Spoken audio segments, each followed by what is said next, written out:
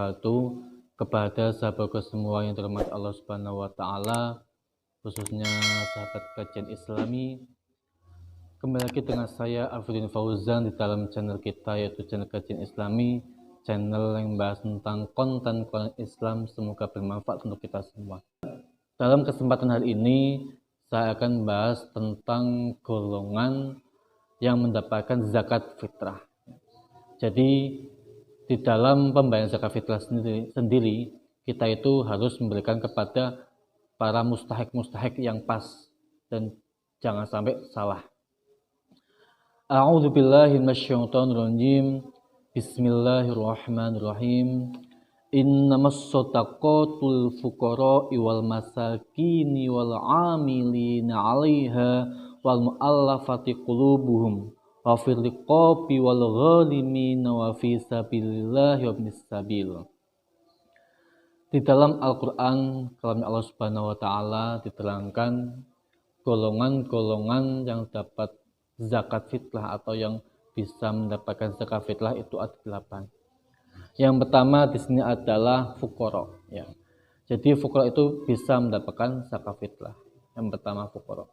Definisi fuqara yaitu orang itu mempunyai pekerjaan, mempunyai harta, tetapi di dalam penghasilannya dia itu kurang, malah lebih kurang. Contoh, dalam kehidupan sehari-hari si orang fuqara itu dia membutuhkan 50.000 untuk kebutuhannya, tetapi hasilnya yang diperoleh dia cuma berpenghasilan cuma 15.000. Jadi sangat banyak sekali kekurangannya, kurang lebih sekitar 35. Jadi kekurangan itu, penghasilan orang tersebut termasuk golongan orang yang fuqara. Jadi dia boleh mendapatkan zakat fitrah, atau kita seorang yang zakat boleh menzakatkannya kepada orang fakir tadi. Itu boleh dan sah. Itu pertama fuqara. Yang kedua adalah masakin. Masakin yaitu orang miskin. Hampir sama juga. Kalau orang miskin definisinya adalah orang itu mempunyai pekerjaan, punya penghasilan juga, tetapi dalam penghasilannya itu kurang, ya, kurangnya hampir separuhnya. Jadi contoh, ketika dia si fulan bekerja dalam sehari-hari cuma penghasilannya cuma 30.000, sedangkan dia membutuhkan untuk kebutuhan sehari-hari, untuk kebutuhan hidupnya itu sekitar 50.000. Jadi sekitar kurang 20.000 ya. Itu termasuk golongan orang miskin. Orang tersebut boleh mendapatkan zakat fitrah, atau kita sendiri menzakatkan zakat fitrah kepada orang miskin tadi. Jadi ketika orang fakir itu lebihnya lebih kurang daripada orang miskin, dan ketika orang miskin setengahnya. Orang miskin setengah, ketika orang fakir itu sepertiganya, lebih sedikit dari orang miskin. Keduanya itu boleh mendapatkan zakat fitrah. Golongan ketiga yang boleh mendapatkan zakat fitrah yaitu al-amil. Amil itu orang yang sebagai pengurus zakat, ya. Jadi zaman sekarang alhamdulillah masih ada, ya, masih ada juga dalam sekarang ada, ya, yang namanya Basnas, ya, mana Basnas itu suatu lembaga resmi yang mana dia itu memang dicantumkan oleh pemerintah untuk menguruskan zakat-zakat, ya, mungkin zakat fitrah dan zakat-zakat lainnya. Ada juga lembaga lain resmi yang mana lembaga tersebut untuk penyaluran zakat itu boleh kita menyalurkan kepada mereka, ya, sebagai zakat kita, yaitu mereka itu sebagai amil, pengurus zakat, itu boleh. Yang kelanjutannya yaitu yang dapat menerima zakat yaitu al-mu'allaf, ya. Mu'allaf itu orang yang masuk Islam, ya. Jadi ketika ada orang mu'allaf, ya, ada si fulan bifulan sebelumnya non muslim, dalam berlanjutnya waktu, bergilirnya waktu dia masuk Islam, jadi mu'allaf istilahnya. Itu boleh juga menerima zakat fitrah, ya. Boleh kita menzakat fitrah kepada si mu'allaf tersebut. Boleh, agar apa?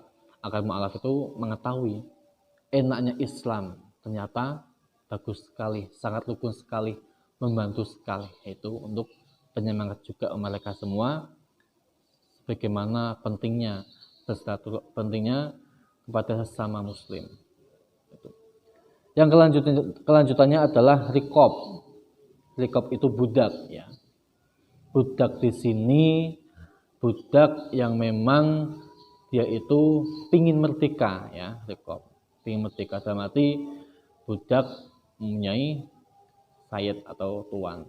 Tapi di sisi lain budak itu pingin merdeka. Jadi dia mencicil hasilnya atau mencicil nanti zakat-zakat dari orang yang zakat nanti dicicilkan kepada si tuannya atau si sayyid sendiri. Itu boleh ya, budak-budak tersebut menerima zakat. Tapi zaman sekarang yang namanya budak itu sudah tidak ada, karena zaman sekarang semuanya itu sudah merdeka semua. Otomatis untuk golongan budak itu sudah tidak ada dan kita tidak bisa menasarufkan zakat kepada budak. Terus yang kelanjutannya adalah al-gharimin. Gharim itu adalah orang yang punya hutang ya.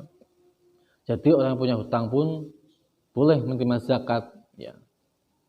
Contoh, si fulan punya hutang memang untuk kehidupan sehari-hari, dia kurang sampai hutang-hutang kepada teman, saudara, atau bahkan sama keluarga sendiri.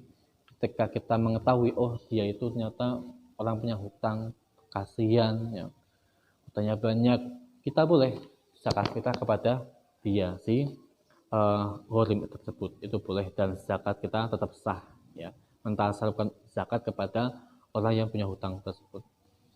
Yang kelanjutannya adalah fi sabilillah. Sabilah itu yaitu orang yang memperjuangkan agama Islam ya. Jadi di sini bisa kita angan-angan ya, yang di dalam jalan Islam. Contoh Pak Kiai, Pak Ustadz di daerah kita ya.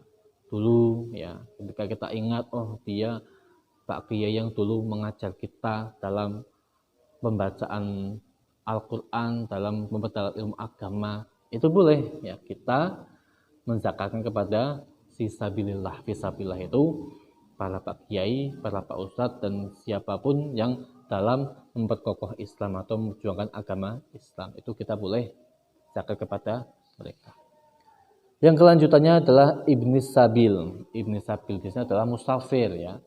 Musafir ya, contoh musafir tersebut kehabisan pangan di dalam perjalanan ya.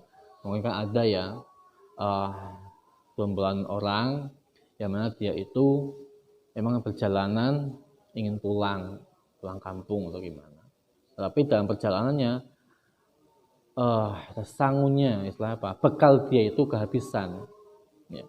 Jika kita mengetahui si musafir tersebut ya, kita boleh memberi zakat kepada mereka, membayar zakat fitrah kepada mereka, dan zakatnya sah. Itu adalah golongan-golongan yang diperbolehkan mendapatkan zakat fitrah, atau kita sendiri yang zakat fitrah boleh menzakatkannya kepada 8 golongan yang tadi disebutkan. Itu sah. Kelanjutannya, kalau tadi zakat fitrah ya memberikan kepada mustahik yang tertentu ya, yang diharuskan. Terus ada juga ya zakat fitrah tidak boleh diterima oleh mereka semua ya. Jadi ada di sini adalah yang pertama al-ghani bimal au kasab, yaitu orang yang kaya ya, pengusaha ya, orang kaya pengusaha itu tidak boleh menerima zakat fitrah ya. Jadi ketika tidak ada kita ya, ada bos ya, bos kemeja atau bos batik, itu mereka semua tidak boleh menerima zakat fitrah. Karena apa? Mereka orang yang mampu, orang yang kaya, orang yang tajir, ya. Mereka kaya, maka tidak boleh menerima zakat fitrah. Itu yang pertama. Yang kedua yang tidak boleh menerima zakat fitrah lagi yaitu al-abdu. Al-abdu itu adalah di sini budak, ya. Tapi budak di sini adalah budak yang mana budak tersebut itu masih kehidupan sehari-harinya itu ditanggung oleh sayyid atau oleh tuannya. Jadi budak di sini seperti pembantu ya, pembantu budak. Di sini ada budak yang mana budak tersebut masih mempunyai tuan, yang mana tuan tersebut masih memfasilitasi dan masih membiayai kehidupan sehari-harinya untuk si budak tadi. Jadi budak tersebut tidak boleh menerima zakat. Karena apa? Semua tanggungannya ditanggung oleh si tuan tadi atau si sayyid tadi. Jadi tidak boleh menerima zakat. Yang kelanjutannya adalah Banu Hashim wa Banu Muthalib, yaitu dari keturunan Nabi Muhammad SAW, yaitu para habaib ya.